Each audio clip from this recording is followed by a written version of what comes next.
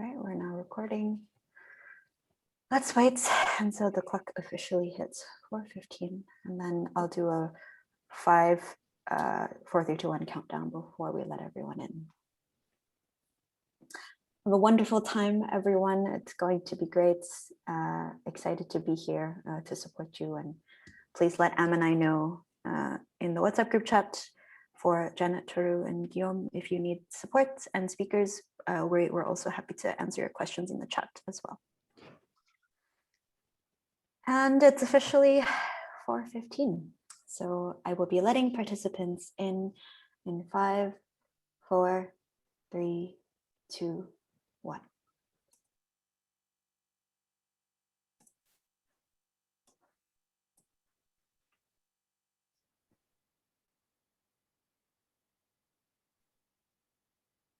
Welcome, dear participants, to the APFSD side event, Leaking Cities in Southeast Asia Marine Plastic Solution. We're so happy to have you here, and my name is Irene. I am your technical facilitator today, along with my colleague Em from Insight Pact. We're here to make sure that you have a smooth experience with Zoom, and before we officially get started, I'd like to let you know some of the technical features that are available to you today.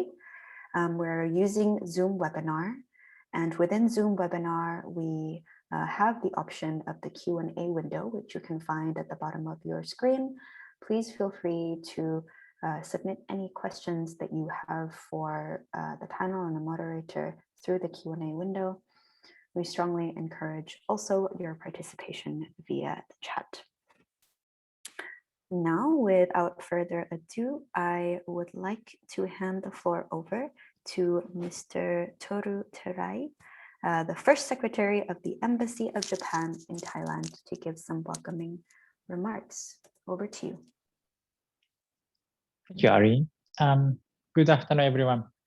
Thank you for participating in this event co-hosted by the Embassy of France and Japan in Thailand. This is a 90 minutes long panel discussion, which focuses on marine plastic pollution. My name is Toru Terai from the Embassy of Japan in Thailand. I am introducing this side event on behalf of the two embassies. First of all, we have two opening and welcoming remarks from our two embassies.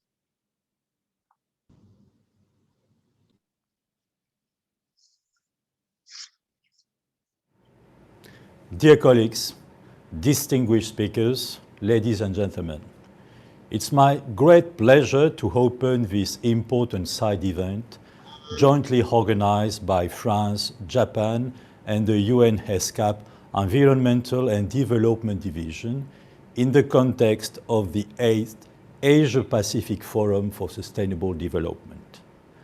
The COVID-19 crisis, which started more than 1 year ago, has clearly showed the interconnection between animal and human health and the strong links with biodiversity, climate change, and pollution.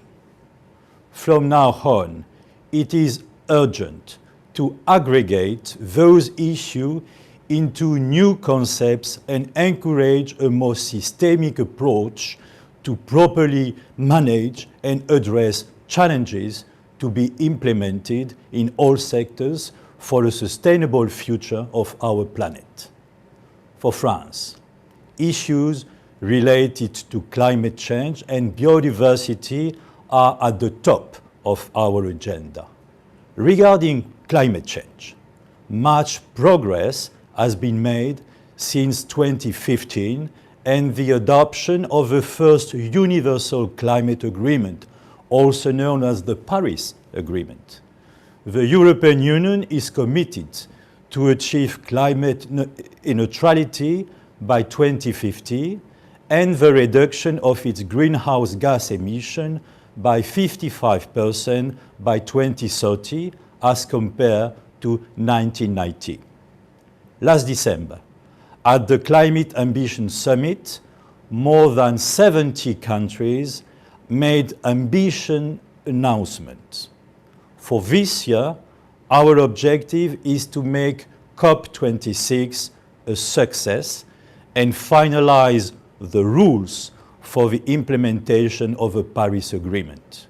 In addition to that, it is important to strengthen climate finance and to meet the expectations and the needs of the most vulnerable countries.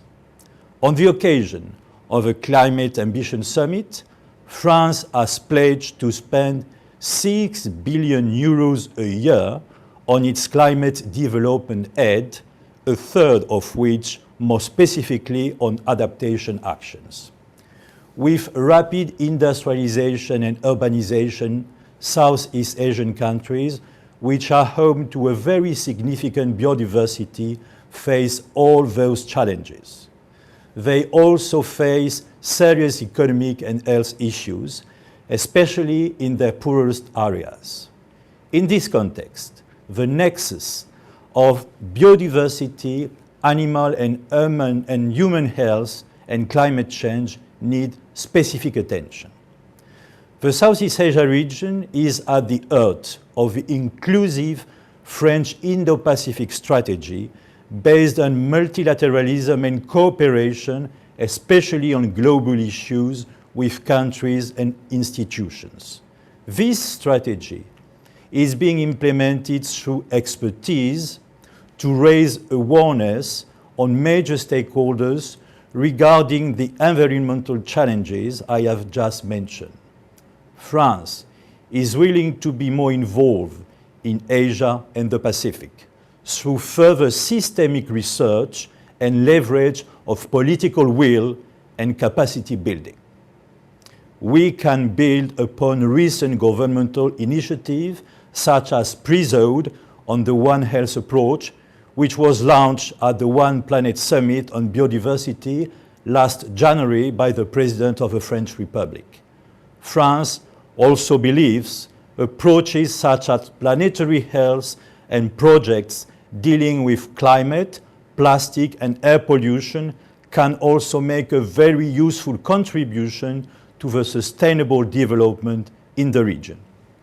I believe this forum and the foresight events on air pollution, marine plastic pollution, carbon neutrality, and the nexus biodiversity, ecosystem, health, and climate, which the French Embassy is co-organizing, will facilitate transdisciplinary discussions in the context of a crisis we are currently facing.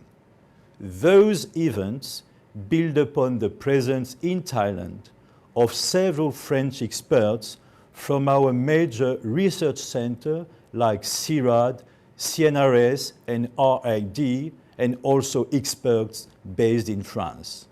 Therefore, I would like to thank ESCAP, in particular its Environment and Development Division, for the opportunity offered to both Japan and France to share this original contribution and expertise to decision makers and other stakeholders. I have no doubt that this opportunity will be a milestone to further reinforce collaboration and synergies and collectively address future challenges in a context marked by extremely rapid ecological and social changes and the need to build back better in the post-COVID context. Thank you. Dear fellow participants, good afternoon. It is my great honor to make this welcome speech for this event on leaking cities in Southeast Asia. First of all, I appreciate your collaboration with ESCAP for these past several years on this highly important issue. I am also grateful to our French friends for their excellent cooperation in co-hosting this event today. As you know, plastic marine litter is one of the most serious environmental issues of our time. Plastic waste, if they are not collected and treated properly, remain in the natural environment, producing long-lasting adverse effects on marine and land ecosystems. The international community is now more aware of the seriousness of this issue. When Japan hosted the G20 summit in Osaka 2019, the leaders shared a common global vision called the Osaka Blue Ocean Vision, which aims to reduce additional pollution by marine plastic litter to zero by 2050. Recently, Japan has been reinforcing its policy on plastic waste. This month, the government of Japan proposed a new law on plastic waste intended to further promote the 3 R's: reduce, reuse, and recycle. If approved by the Diet, this new law will enable us to work much more effectively against plastic waste. Internationally, Japan is working together with UNEP and the ESCAP to identify sources and pathways in order to reduce the environmental impact of plastic waste.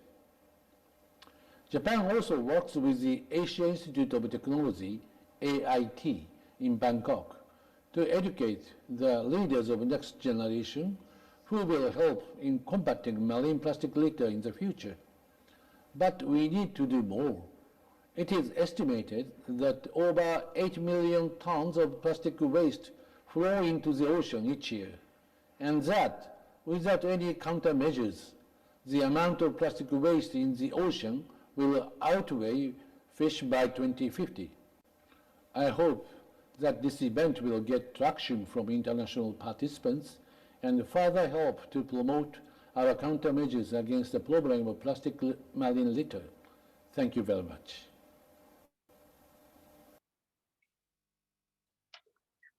Thank you everyone for watching these videos. Now we move on to next item, a keynote speech and panel discussion. Here, I'd like to invite our next two guests, Ms. Kakuko Yoshida for the keynote speech, and Ms. Janet Saren as a moderator of the panel discussion. Kakuko is a regional coordinator for chemicals, waste, and air quality for the United Nations Environment Program. She currently oversees the countermeasure project by UNEP, which aims to increase our understanding of plastic pollution in Asian rivers and the coastal areas to reduce their impact on the environment. Janet is an Economic Affairs Officer, Environment and Development Division at the United Nations Economic and Social Commission for Asia and the Pacific, and she is leading the project Closing the Loop by ESCAP, which measures the marine plastic pollution using satellite images.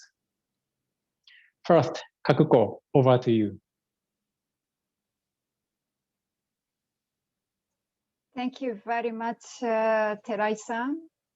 Good afternoon, and maybe some of you are connecting from different time zones. For you, good morning or good evening.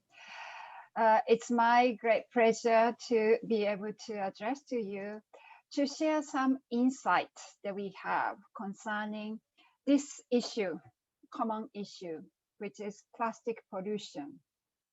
Is it another pandemic in Asia and the Pacific?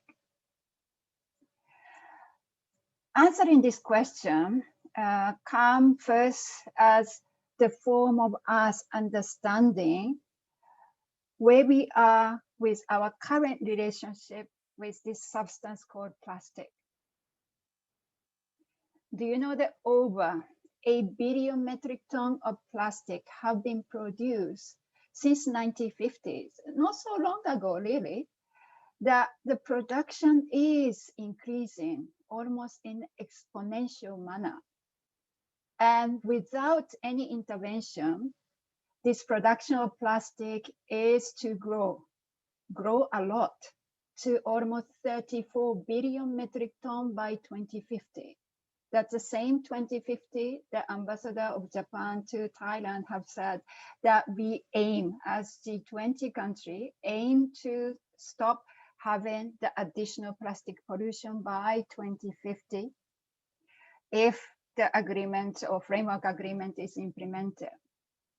And particularly this situation is very important for us in this region, Asia, because more than half of that growth is to take place in our region. Plastic production is becoming really a new engine of the growth for our petrochemical industry. Because of the climate concern, the energy source and what kind of fuel we are using in transportation is changing. Now, there is another sector that potentially need to make up for the decline, and it may be coming from the growth in the plastic production.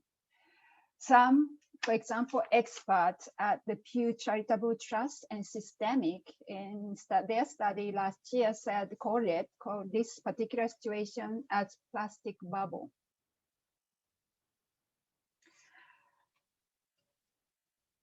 When you have a problem, any problem, first step is really understanding where the problem is coming from, why we have so much plastic pollution in our ecosystems.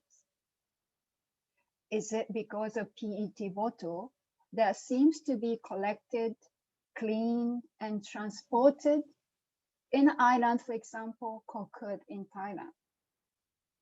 Or is it because there are abundant the synthetic material, like those used in the rubber band that scatters in millions on beaches in Thailand, like the one you see on the right side, and found in Rayong Beach.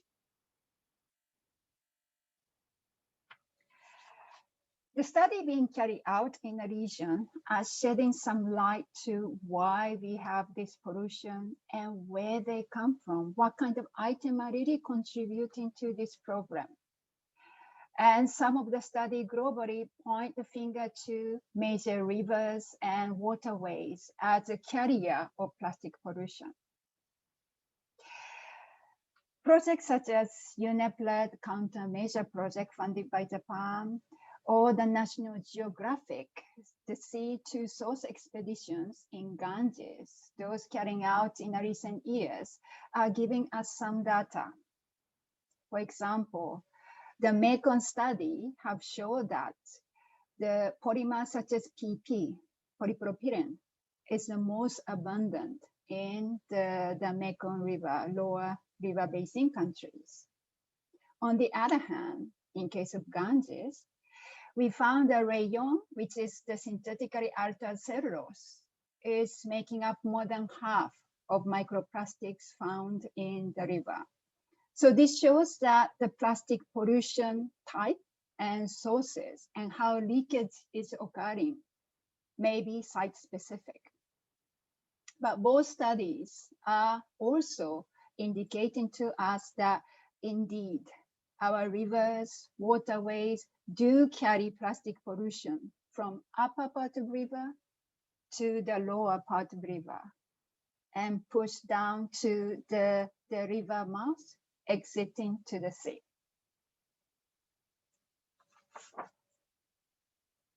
Well, whenever we talk about pollution, particularly mismanaged waste or plastic pollution, one of the solution that we hear is that, oh, we have to create more awareness. It's really our people who are not very conscious about the problem. Therefore, we have the problem. Unfortunately, the road to solution is seemingly not that simple. Another project led by UNEP, Sea Circular Project, have done a consumer survey among Southeast Asian countries, Malaysia, Thailand, Indonesia, Philippines, and Vietnam. What we found was a bit worrying. One overwhelming majority of respondents said, yes, I am very concerned about plastic waste and plastic pollution. But when we ask the same people that would that awareness affect their purchasing decision, less than 50%, so less than half only said that they are less likely to buy if made of non-recycled. So this shows that simply because people are aware of the issue, concern about plastic pollution is not enough to really change the situation, the relationship, unsustainable relationship that we have with plastic in Southeast Asia.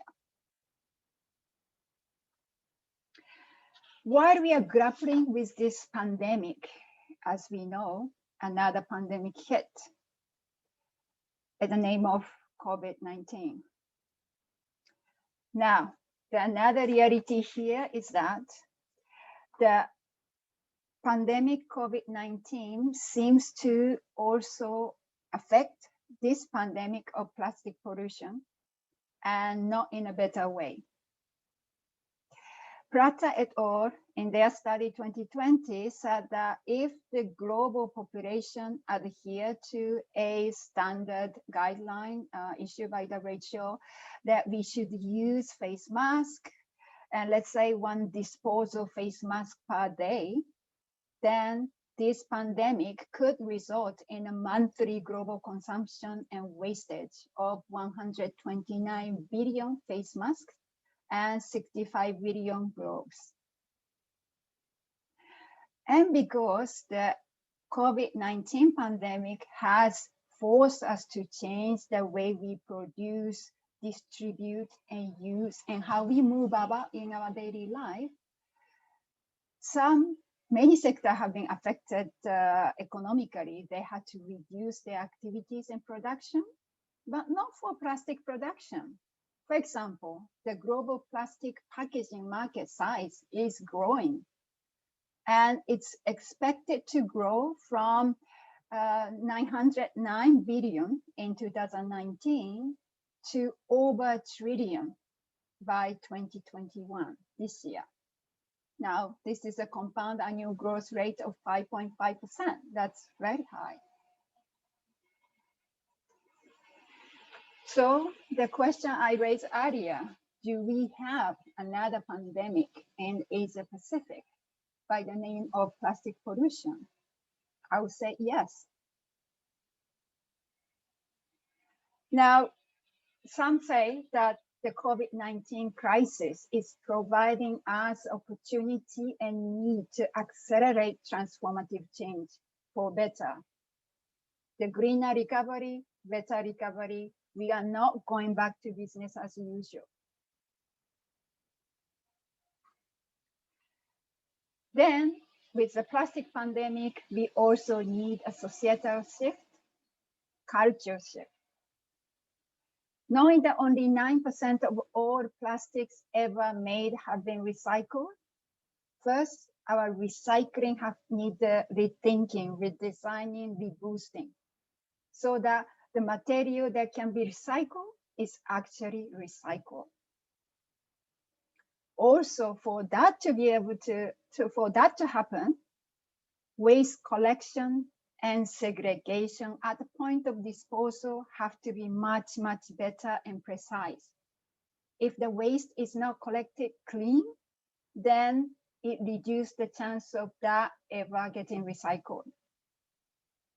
And even with all the waste management and recycling done, with the exponential growth of plastic production that we have seen in the beginning, unless we change the way we produce the plastic by reducing virgin plastic, new plastic entering into the loop of plastic value chain, and really change the way the products are designed using plastic, the solving and fighting the pandemic will not be successful. And this is where the linkage between the climate change, use of fossil fuel, and plastic production come into picture. That linkage the French ambassador spoke about. In conclusion, I would say yes, in Southeast Asia and Asia Pacific as a whole, we have plastic pandemic. Much of that plastic is coming from leaking cities, small and large. But this, together with you, collectively, if we act on it, we can stop this slow-moving long-term pandemic that definitely will stay beyond COVID-19. With you, we can achieve clean cities, clean rivers, and clean seas. Thank you.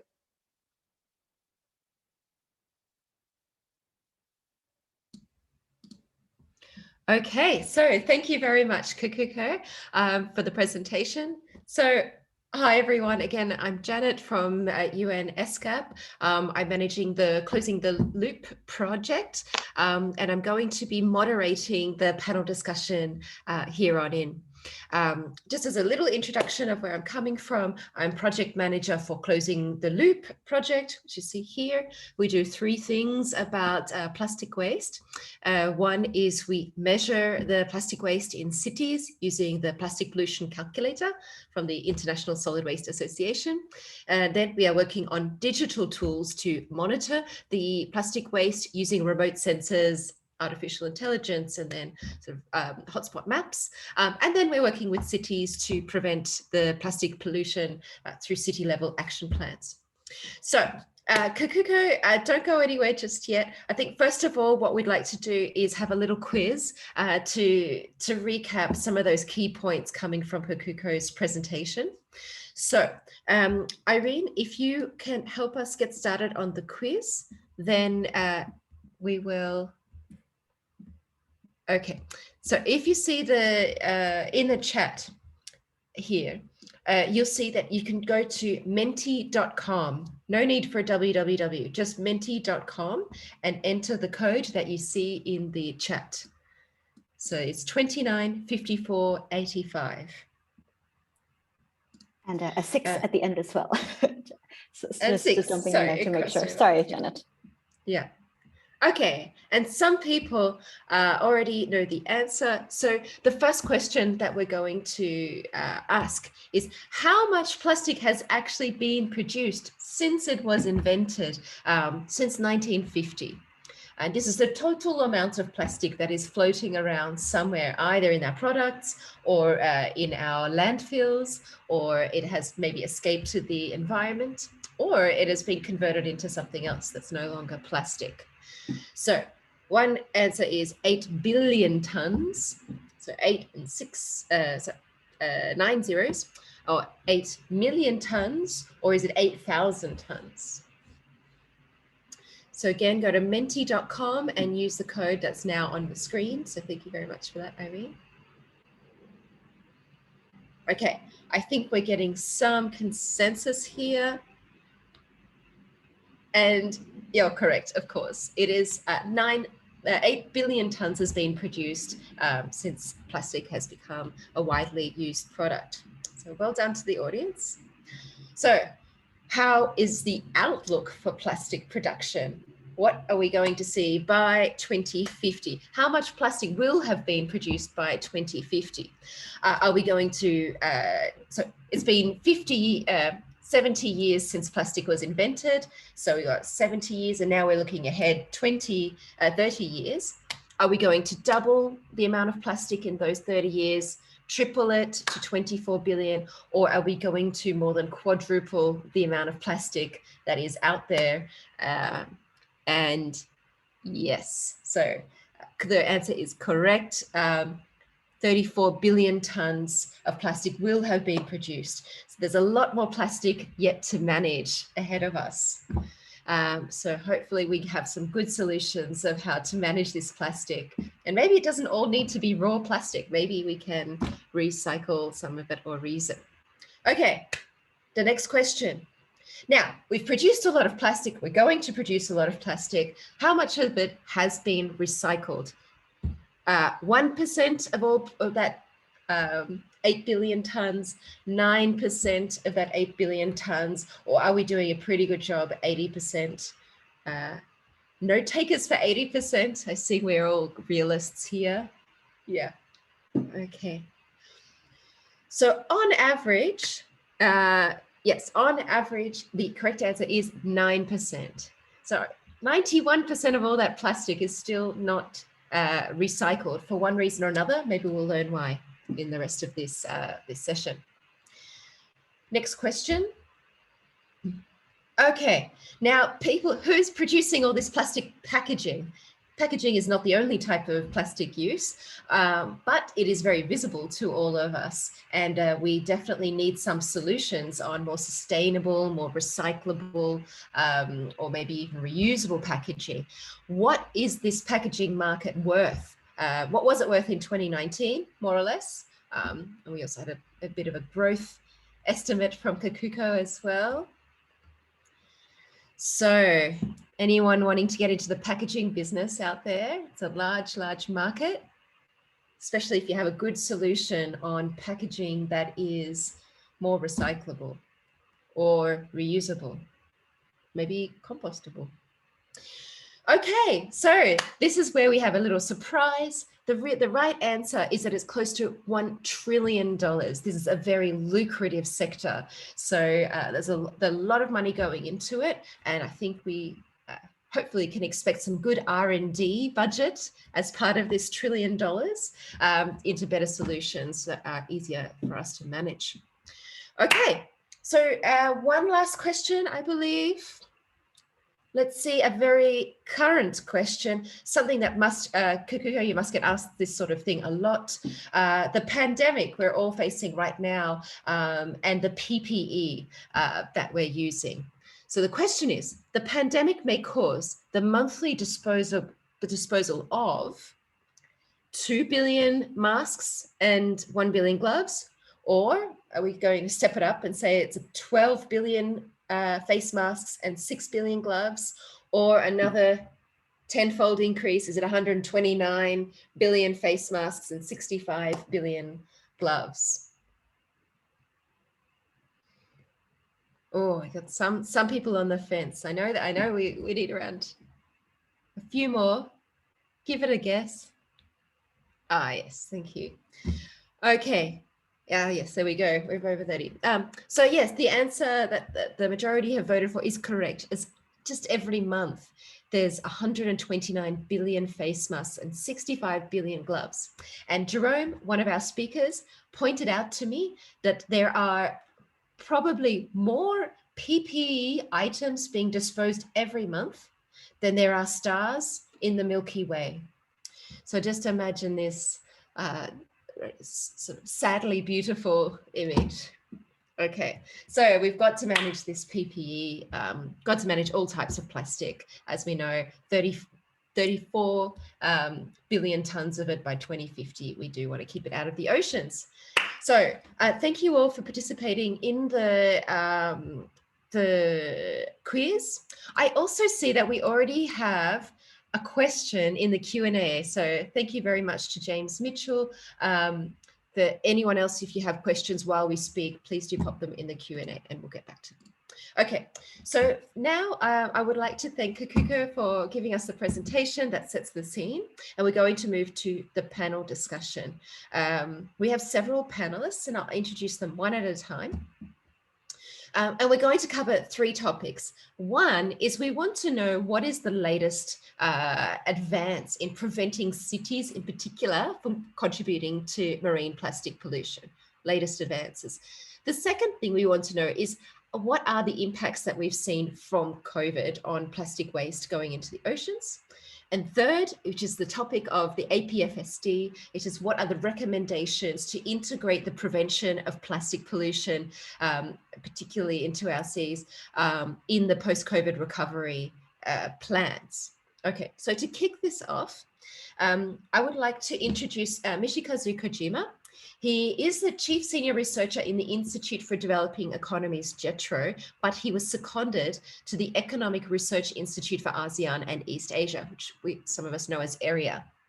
Now, while he has been there in the last few years, he's managed a publication on regional waste management and intermunicipal cooperation, particularly when you have the public-private partnerships. But in AREA, he's also been working on establishing a regional knowledge center for marine plastic debris. All of this with the support of the Ministry of Environment, Japan. Okay, so Michikazu, can we just start with you? What are the top level findings from your report about waste management that's relevant for plastic pollution? Yeah, thank you very much. Can you hear me? Right? Yes, loud and clear. Yeah. How to say? One of the reasons of the leakage of the plastic to the ocean is mismanaged waste. Many local governments should provide waste collection and disposal services, but small municipalities usually do not, especially small municipalities in developing countries, do not have capacity to collect and dispose waste properly. For example, in Indonesia, it is estimated that about 70% of leakage of plastics to ocean, lakes, and rivers are generated in rural and remote areas. There are economies of scale in waste disposal facility, such as sanitary landfill site or waste to energy plant. By jointly constructing waste disposal facilities, unit cost of investment can be saved. I'd like to urge cities to collaborate with surrounding municipalities to jointly conduct waste management. One of the leading case for inter-municipal cooperation on waste management in South Asia is waste management scheme in Phuket, in Thailand. The Phuket city contracts with surrounding municipalities to receive the waste from other municipalities. And the city also contracts with private companies to develop and operate waste to energy plant. So surrounding municipalities do not need to arrange the investment in the disposal facilities. So I think city is more capable to handle the waste, but surrounding municipalities like villages, towns may not be able to properly dispose waste. So even they are collecting the waste from the environment, like a beach cleanup, if they do not have good facilities and disposed in the open landfill site, then the plastic might be leaked again to the environment. So one of the key actions to reduce plastic pollution is to expand waste collection services to the rural area and remote area also. So intermunicipal cooperation on waste management is key to reduce the leakage of plastic pollution. So that is the kind of findings of the our research. So yeah, we have a yeah. Oh yes, could you please show us the where we can find this publication? Yeah. So this is the publication is posted on the website of the area and also ID JETRO. So the link is in the last part. So yeah, and this is a kind of content of the report. Okay, I can't see this slide, but while that's coming up, what I want to reiterate what you said is that waste management is expensive. So we've got this infrastructure that really needs investment, and there's an economy of scale behind that. So while cities might have the economy of scale to afford the right kind of waste management infrastructure and collection systems, trying to achieve this in a secondary city or in a rural area is one of the reasons why some of this plastic is not being collected and managed and is leaking into the oceans. And so one of those solutions is to expand that infrastructure, keep the economy of scale, but bring those surrounding rural areas or smaller cities into the waste management infrastructure of cities. Okay, so I'm not seeing it, but maybe we can share, fine. So, okay, so we have here, maybe we can pop the URL in the chat if anyone's interested in the report. I did see it. So thank you very much, Yoshikazu. Before I move on, I want to ask, have you got any findings about the impact of COVID on plastic waste leakage into the environment? Anything that has changed recently that has come to your attention? Your question to me? Yes. Yeah. The Okay. impact of COVID. Yeah. Yeah, of course, we use a lot of the personal protection equipment, including masks. So yeah, so we generate more plastic waste probably, but we also have a kind of economic recession somehow. So yeah, some of factories stopped last year. So some of the production, the production process is also stopped. So yeah, there are several kind of the different kind of the direction of the generation of plastic waste. So we should carefully understand the actual impact of the COVID-19. Yeah. Yeah. Thank you very much. Yeah, so there is, in some ways, we're increasing the use of disposable plastic, and then in some ways, we're reducing our economic impacts. Yeah. Okay. Thank you very much, Yoshikazu. I will come back to you, and now I will move on to the next speaker, Jerome. So we have Jerome Leborgne. He's currently the head of the Suez recycling and recovery, which is a part of the bigger Suez group in Southeast Asia. And so he's leading the development of several waste management treatment plants, including a polymer plant, which recycles different types of plastics. So Yoshikazu has highlighted that we need to expand waste collection. You are doing the waste collection and treatment, at least.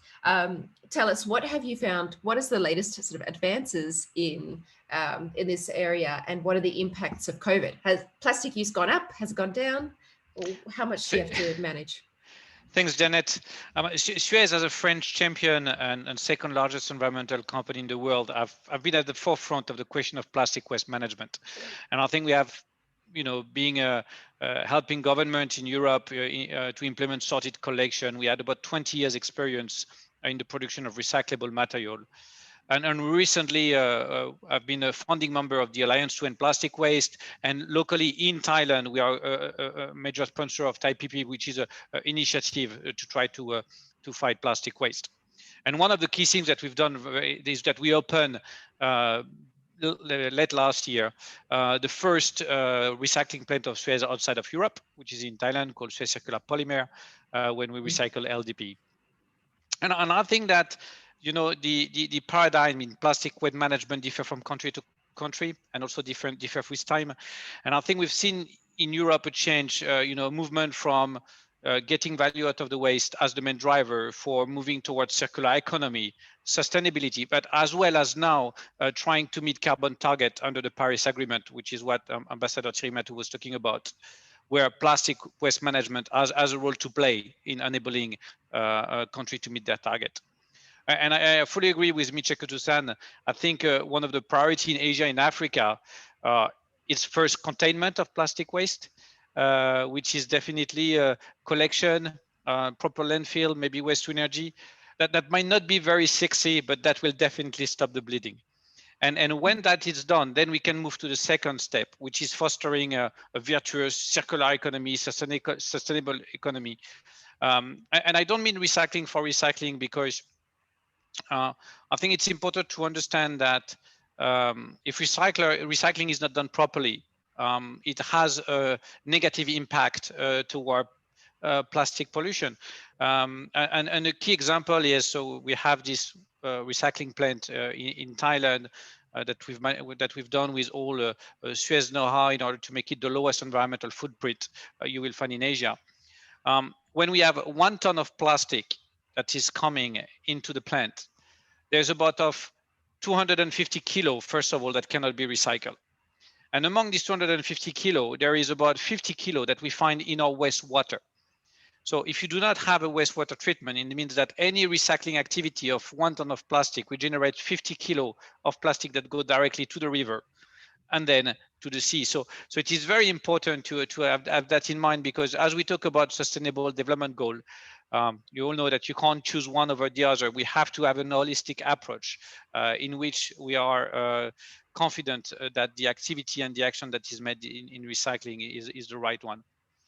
And I think this requires also a mindset change. It is another thing I wanted to highlight is that today, despite all the dynamic that we're having, webinar like the one we're having today, everybody getting around this plastic mindset, the market still give zero economic value to protecting the environment. And I'll say that, and I will highlight it with plastic, and it's not just for plastic, it's also for other things. But when you produce a recyclable material, so let's say a recyclable LDP or PET, the price you are compared to and the price the market is willing to pay is indexed on the virgin material of plastic. So you have on one side a material which comes from the extraction of oil, which is then processed with carbon emission, and you compare it price-wise to another material which has a low carbon footprint and that has been cleaning the environment, and you say it is the same price. And this is, I think, a major issue that we have today in this crisis. And COVID-19 has definitely had emphasized this phenomenon. And you were asking me about what was the effect of COVID-19, and I think that you had on one side, as has been highlighted by Kaku-san, an increase in plastic consumption, a movement of plastic with the PPE, with the e-commerce of plastic pushed to the consumer. So more plastic in the waste and in the municipal waste. But on the other side, you had a drop of the oil price, which has results in the drop of the plastic price, which then has results in a drop of the recyclable plastic, which, as I say, is unfortunately compared to that virgin price. And what does that mean? That means that the recycling rate during COVID-19 has dropped. And not only in economy where the informal sector is there, but also even in the European context, it has dropped. Because it is not, we can feel that the raw material price or the price is become too expensive to produce, and therefore we cannot. Maybe I just recap before, because there's a lot to unpack. Yeah, there's a lot, yes. You have one more important point before I I wanted to talk about continuing on that, the fact that when you look at the informal sector in the country like in Asia, they play a role definitely, and you can see that they are trying to recover some of the plastic. It's their living, but because of the drop in plastic price, it's not worth it, or some plastic they don't collect anymore. So in all the economies, you had a negative influence on this recycling rate due to the COVID-19 pandemic. Well, that was an interesting point to consider. So COVID has resulted in a plummeting of virgin plastic rates, which makes your recycled plastic even more uncompetitive if there is no sort of adjustment to prices, let's say like a levy on raw materials or a subsidy on recycled materials. So now you have to compete with a very cheap virgin plastic. And this doesn't only affect the planet because we have less recycling, but it also can affect informal workers who are very vulnerable communities because they're not getting as good an income of the waste that they are collecting. So it's quite an important issue in that sense. Yes, absolutely. Let's come back to the ton of waste. You told us about a ton of waste entering into the factory, and then you said 250 kilograms.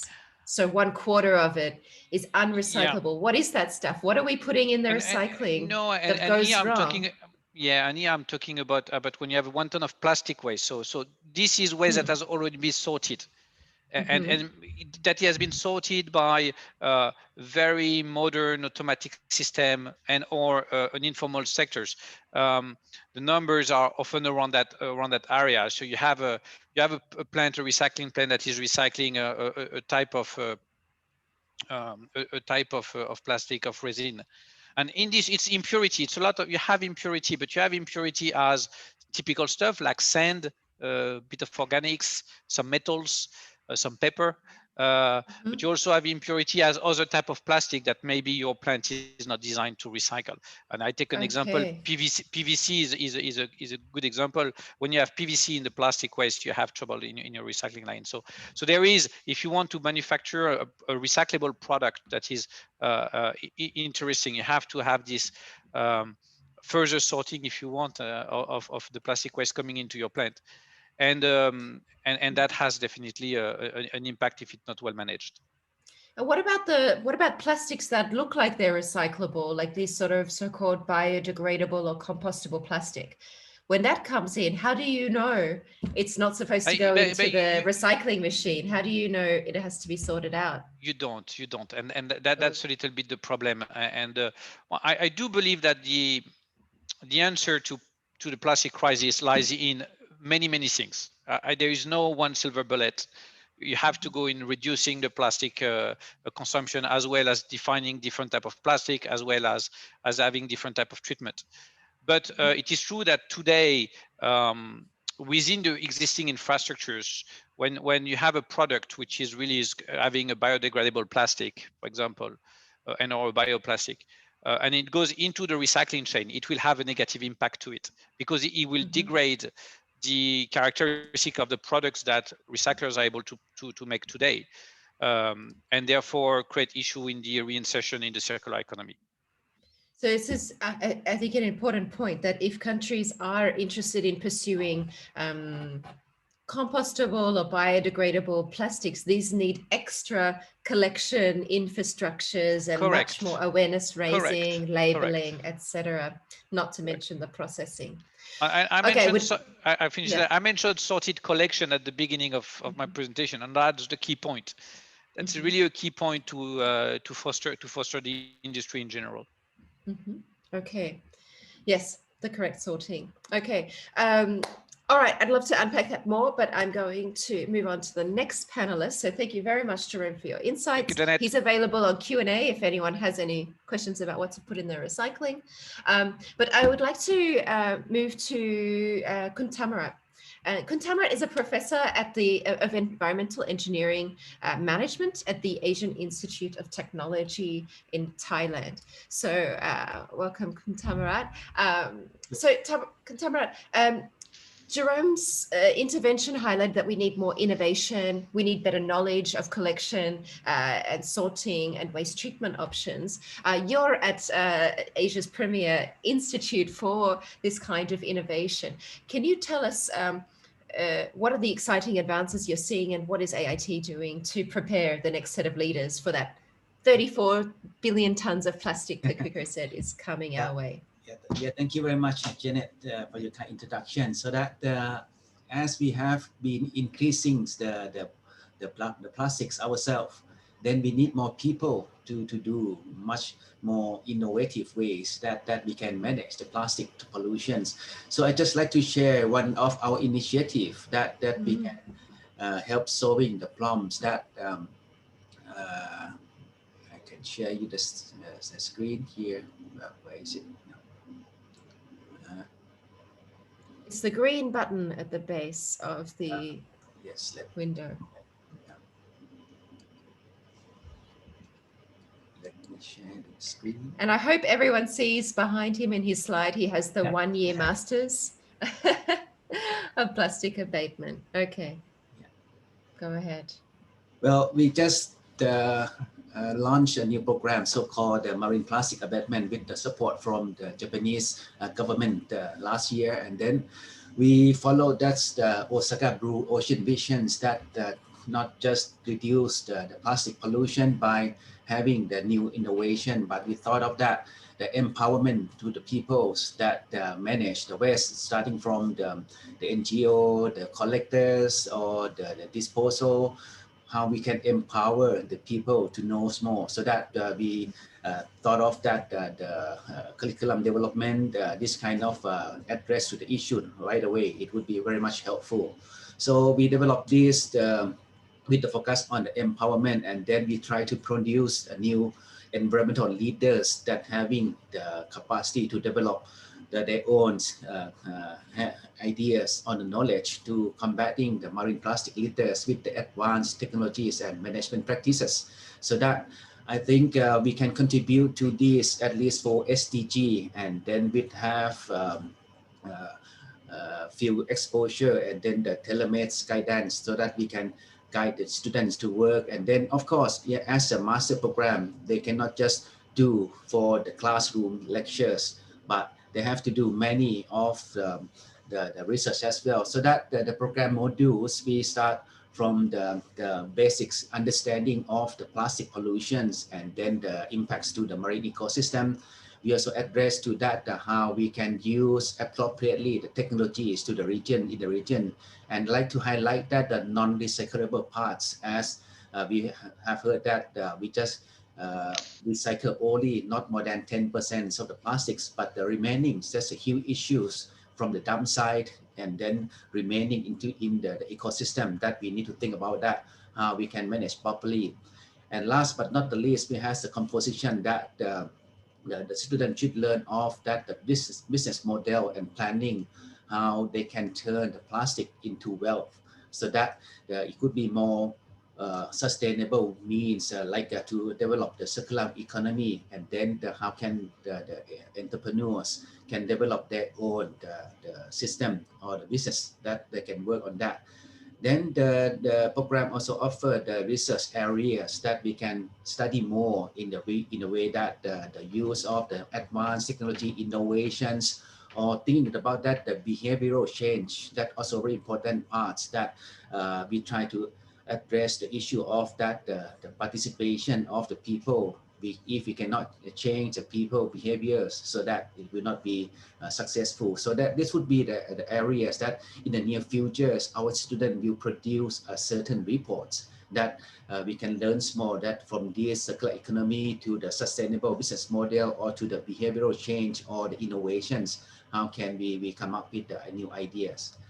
Then the ongoing students we have not just only from Southeast Asia, but of course the majority right now is from Southeast Asia. We also have the student from Africa, from South Asia, and from Latin America that can study. And then we hopeful that the exchange between the composition of the students from South Asia to Southeast Asia to Africa to South Africa, that it could be very much helpful to learn from each other, and not just learning from the Thailand only, but the case study from many other study can help the student equip with that the new knowledge. So I think I just like to stop my presentation here, but just to address to you that this is a very important and very unique program that we offer only 1 year, and then we can produce more and more professionals, experts, and also the working people that can address the issue of the marine plastic litters. Thank you, Janet. Thank you, Kuntamara. So it's exciting to see that now there's a need for this kind of capacity building and training, and now there's a supply of it. So in the form of, quite a robust degree, 1 year degree in plastic abatement, supported by Japan. So may I ask also for you to reflect, when you're looking at the solutions you'd like these leaders to focus on, what type of solutions? Guillaume mentioned. Jerome mentioned the need for plastic collection and sorting. Then we also, we heard there was a need to expand waste infrastructure. Also, there are different types of plastic that are actually intended to support the environment, like this compostable, but they actually are contaminating the systems. Where do you think we need to focus solutions? Do we need better materials, or do we need better infrastructure or collection systems? Yeah, to me, I think that the technology is available to solve the problems, either in the big cities, small scale city, coastal cities, but I would hope that there would be more enabling environment that to support the people to work, if we have already the very good segregation program, but how we can ensure that those people can segregate better and more profitable to them. like in Thailand, many cities, we always have the collectors from the trucks that they can separate. They have to separate all the valuable waste. But as Jerome said, that the price of the plastic is so low now, so that there's no incentive for them to do so. So that I think they would think about that the integrative approach, that we can solve the problem not one by one. We cannot just say that, well, having a new incinerators or convert the plastic waste to energy can solve every problem. I don't think so. So that I think that we need to understand the whole management change of the plastics, and then we can highlight that to which city require which parts of the technologies or the new knowledge or the partnerships with the professionals, with the NGO, and then we can solve the problem together. That's what my idea is. Yeah, thank you very much. I think, and it'll be interesting. We'll come back to you on recommendations for post-COVID recovery and what kind of solutions can come together. But thank you very much.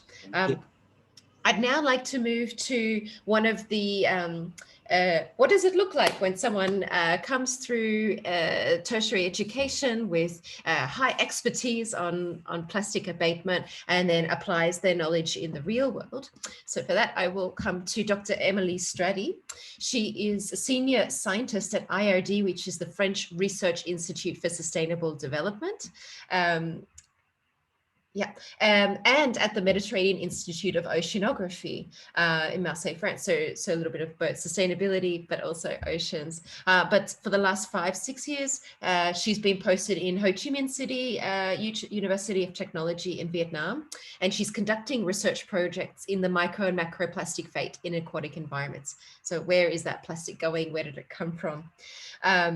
So she's been working with the team on the Compose project, which we learned about recently. So I'd like to turn to you, Emily. Now, you've come through these research institutes to apply your knowledge. How can your expertise be applied, and what have you been finding through your work in Vietnam? Yes, thank you, Janet, for the introduction.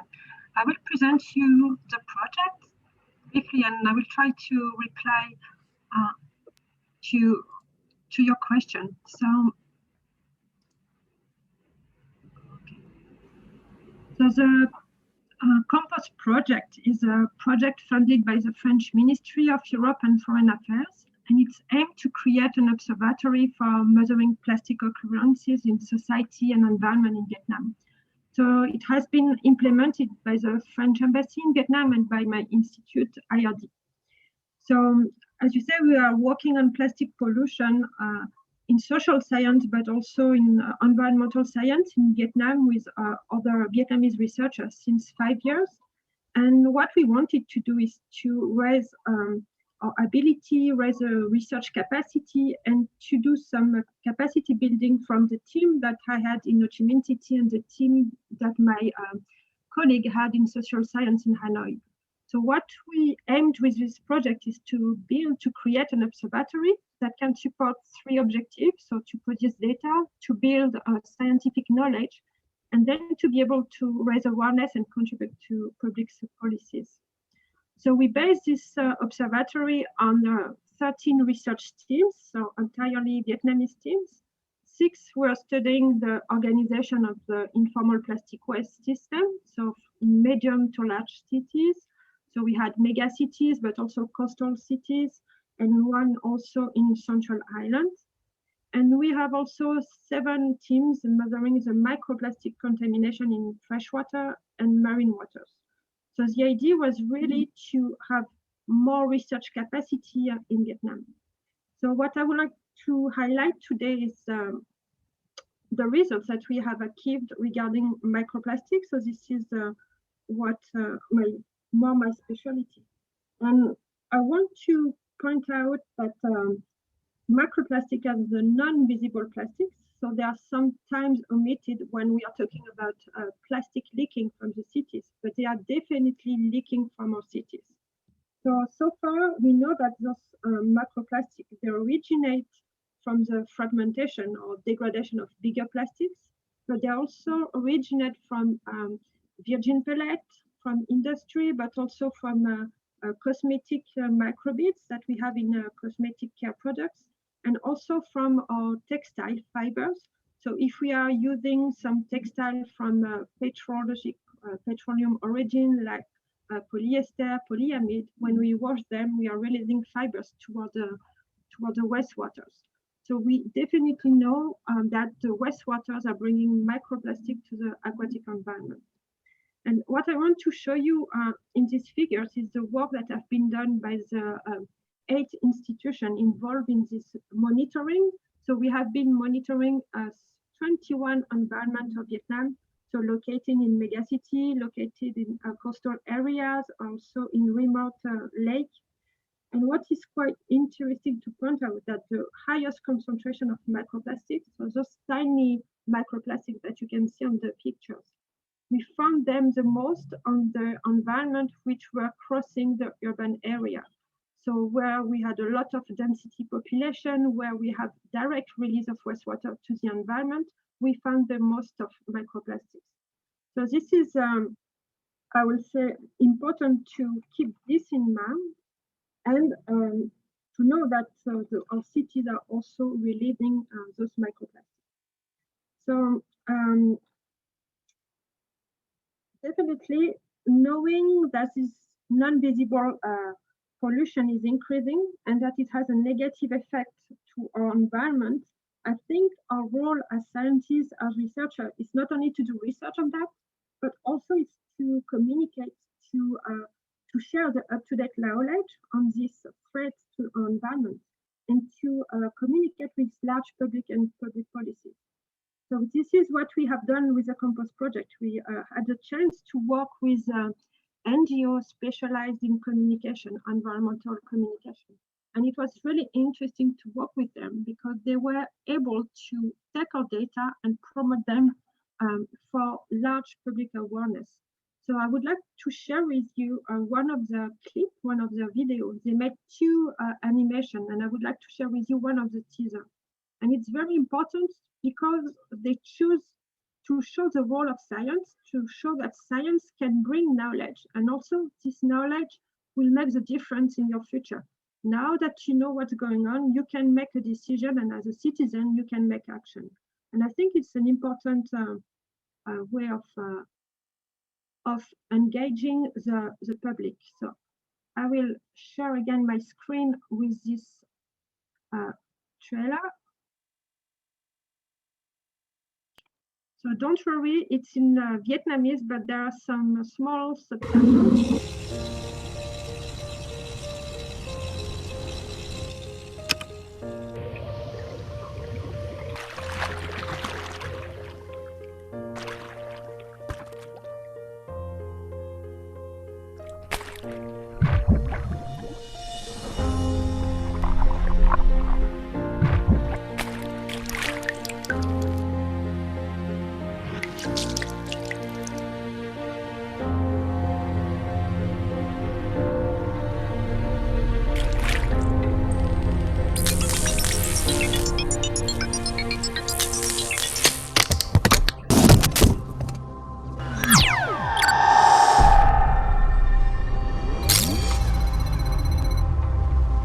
Loài người sẽ trở thành loài nhân nhựa.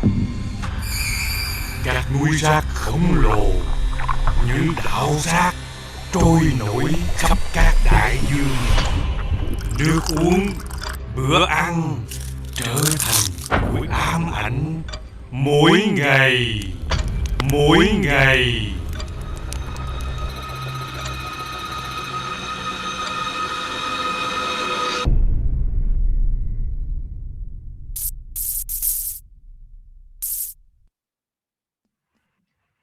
Wow.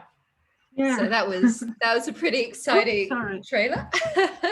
Oh, sorry. So, well, stop. Sorry. Yeah. Yeah. No, we can see. So, we're hearing that there's the silent killer in this pandemic that Kakuko is called the plastics pandemic. Mm-hmm. And it's invisible. I've also understood that when we're upcycling plastic into nylon that is, or thread that is used for clothes, it is shedding even more fibers. Is this true? What do we know about how this the microfibers from textiles, does it get worse when we're using upcycled textiles? This is something, so for me, I didn't read anything about that. So I couldn't say that upcycling fibers may create more plastics, but I think, well, textile, it's easy to degrade, so it's easy to fragment. So if each process of washing, upcycling may destroy your fabrics and may release the fabrics itself. So Okay. I think we definitely need more study on that, more study regarding all the new initiatives which are trying also to reuse plastics. There have been very few eco-toxicological tests on that, very few toxicological study on this topic, and we really need to focus on that. But unfortunately, it's not my my major. But I think what is important, I would say, the key recommendation with this pandemic is that, well, our program arrived, we begin to measure during the pandemic. So we don't know what is the impact of the COVID-19 and the use of more plastic towards the environment. And as a key recommendation, I would say that long-term monitoring and making baseline and having a long-term approach will definitely help authorities or also citizens to know if we are going in the good direction, so if the pollution is increasing or not, if this kind of crises are bringing or not new, more plastic towards the environment. And also, I would say in the context of we want to make policies, we are trying to make policies to reduce, but we need to monitor if the policies to reduce are efficient or not. And long-term monitoring can be a key to answer that question.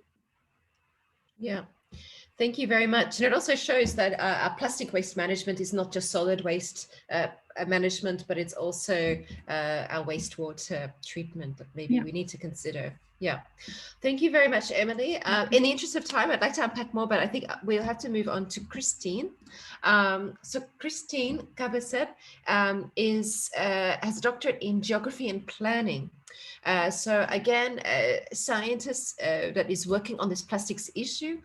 She's a researcher and editorial director for the Bangkok-based ESCAP, which is the French Research Institute on Contemporary Southeast Asia.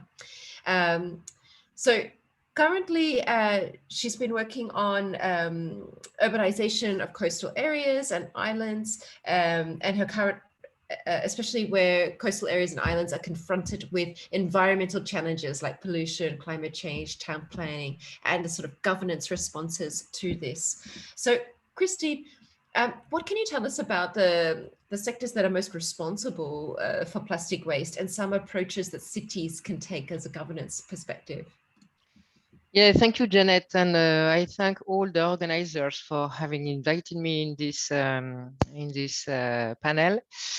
So, to answer your question, I would like to talk specifically about one research project we worked on for 3 years for the Regional Forum on Climate Change, funded by France, the European Union, ASEAN, and that was on Southeast Asia, with a focus on Indonesia, Thailand, and Timor-Leste.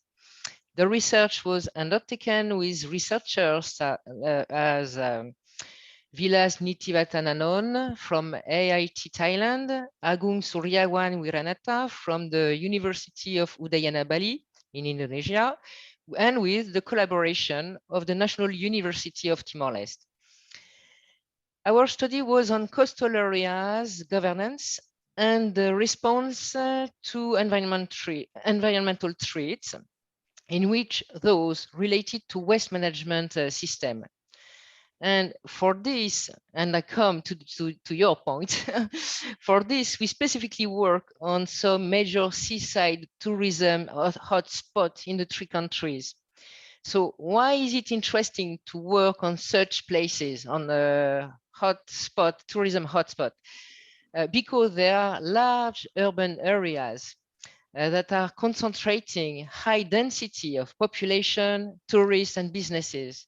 And as such, they require a range of urban services and facilities.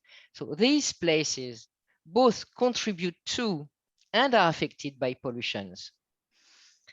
So along the way of our research, unsurprisingly, we found out that waste management was one of the darkest issues of the whole urban management.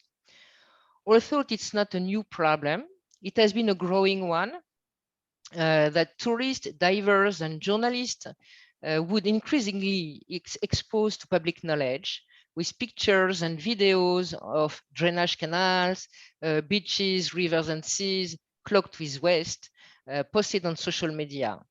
So I will share with you some picture.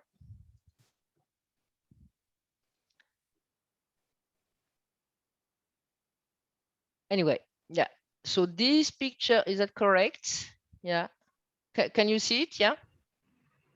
Yeah, we can see it's not the ideal view, but I think it's what I fine in think, the interest but of time. Yeah, it doesn't matter. Okay. Yeah. So anyway, these pictures have been taken, I've been shot in Southeast Asia in the last 3 years. And what is more surprising is that even after 20 or 40 years or more of tourism activity, with always more hotels and resorts, leisure and commercial activities, sustainable waste management systems, both solid and liquid, have not been fixed yet.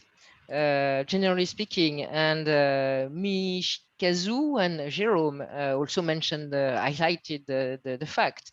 So this problem affects many small islands, but not only. Sorry. Okay. So, however, the positive side is that local governance is playing a key role in this issue.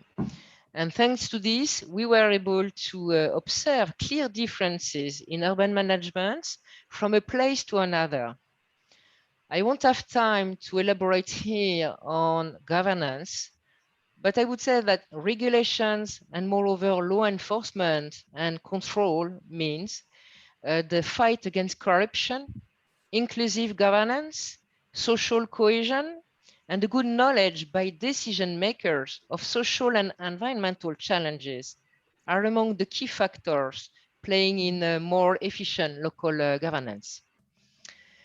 It's not very easy to illustrate in pictures such broad and complex topic as is local governance. So anyway, I will share again the second slide, if I succeed. Yes, so how we do that? I don't know why the screen is like this, but however, you probably may see them. So you see only here some technical means, but governance is on this, but moreover on what is governance and what are the key factors playing in a better managed places or not. So you can see waste collection on the beach, and private sector NGOs are playing a big role in it, but not only municipality staff, it depends where. You can see also a strict waste selection, and especially the plastic that would further or later be sent by boat to another island to be treated. And on the right, you can see where a system that allow to prevent waste coming from the drainage canals or from the rivers flowing into the sea. And in that specific case, the sea is maybe 100 or 200 meters away. Or obviously the dam trunks, as you can see on this picture. Okay, this has been really interesting. So, Christine, I want to dive a little bit, if I can, to sort of pull into what you've been saying, because coastal cities, especially those that depend on tourism, have been very hard hit by COVID, and they're really experiencing a downtime. So what do you recommend that is there something that they can do during this downtime to reduce the plastic waste pollution from their areas? And who is responsible for doing this? And I think we need to be brief. I realize we're running very short on time. So anyway, I mean, the picture right now on the beach since the crisis is contrasted. I mean, as it was mentioned before by other speakers, on some places, and especially near the cities or in proper coastal cities, yeah, I mean, there was an increase of waste, and it's very hard to do something about. But I mean, in other places where that are living really from tourism activity, and that now that the number of tourists has dropped severely. There are actually beaches, many beaches, and water. I mean, and the sea is quite clear and clean. But this is also, there is a difference also between beaches where a minimum of businesses are still open, and then people would take care also of this, while on some other beaches where everything is closed down, and I saw some everything, all the business are closed down, and then yeah, I mean, it's we almost come back to the previous pictures I show you. So anyway, to answer also your question, sorry, what was the question again? Well, I can pull up maybe I can take the poll up. Maybe Irene, if you can show the poll. What I'm going to do, and I'll come back to you in 1 second, Christine, is I'm going to invite everyone in the audience to go back to menti.com, and we'll do a quick round of our speakers to understand from them what is your recommendation of what should be done in the post-COVID recovery to address this plastic pandemic. Now, I actually asked all the speakers ahead of time. Christine, you recommended many things. You said there are many things that can be done, but your top three, if I can find, are in the middle. Can I say it? Yes, yeah? I remember very well. Yeah, yes. what I said. So I mean, the first one is to take advantage of this current tourism crisis to really and deeply clean coastal areas. And when I say coastal areas, I really mean coastal areas, not only beaches, because sometimes beaches are clean, but then the backyards is not. It can be terrible while people live in the backyard. The second recommendation would be that to be inclusive as much as you can. I mean, and to think, to act, to cooperate widely for implementing a long-term waste management system at local scale. And I won't come back. It has been already highlighted. I mean, on production and on the collection and recycling, on all the value chains.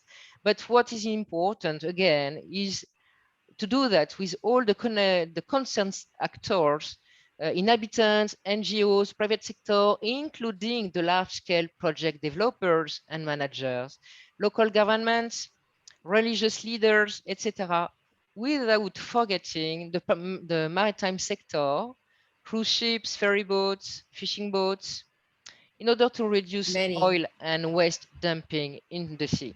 Yeah. Thank you so much, Christine. So Christine's, everyone can vote. You can vote for as many options as you think are really important. The ones Christine mentioned, deep clean those coastal areas, really like scrape out the plastic while the tourists are away, enhance local government as well. Thank you, Christine. And so now I'd like to come back to, we'll go real quick round through the speakers as we're running out of time. Maybe I could start with Michikazu. Can you please highlight which of these options you have recommended as part of a post-COVID recovery? Yeah. I think I can guess. Yeah. I think enforce the solid waste management, the stricter enforcement of the waste management. Yeah.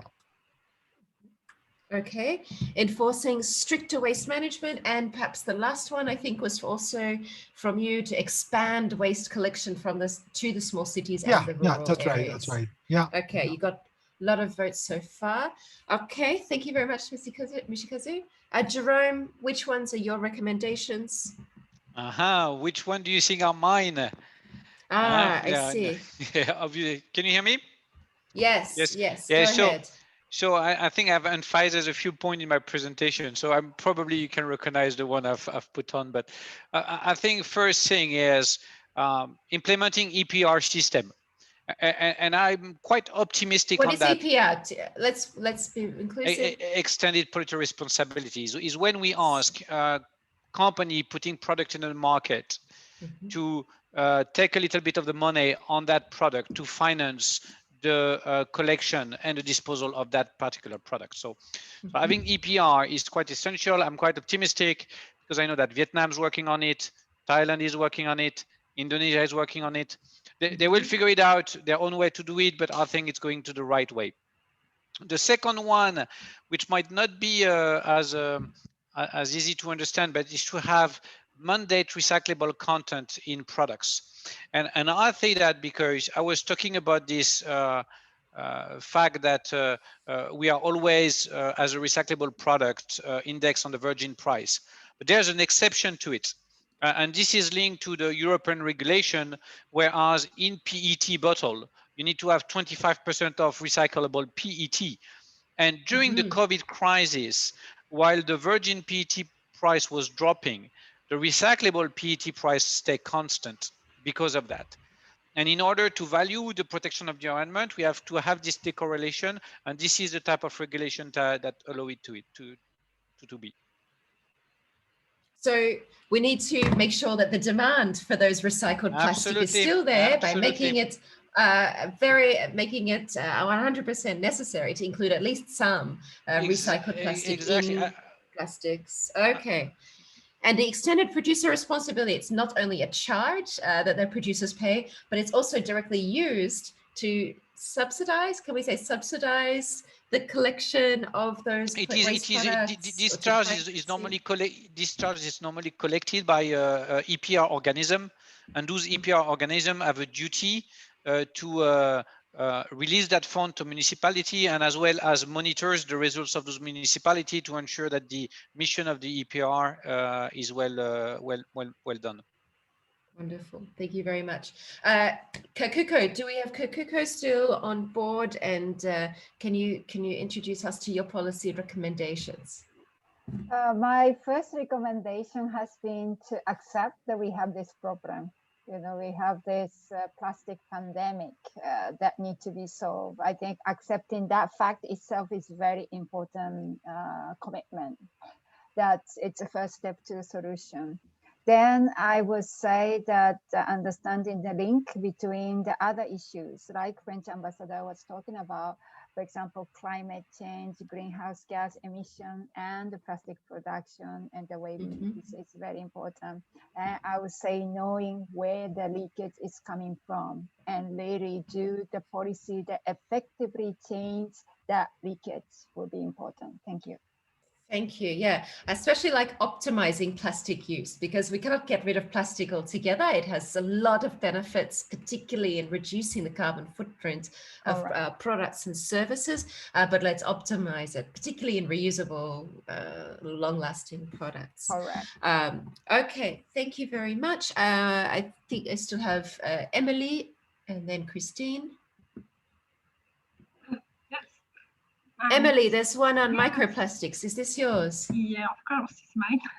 And also one very pragmatic recommendation, like to reduce first, instead of thinking of recycling, first to reduce.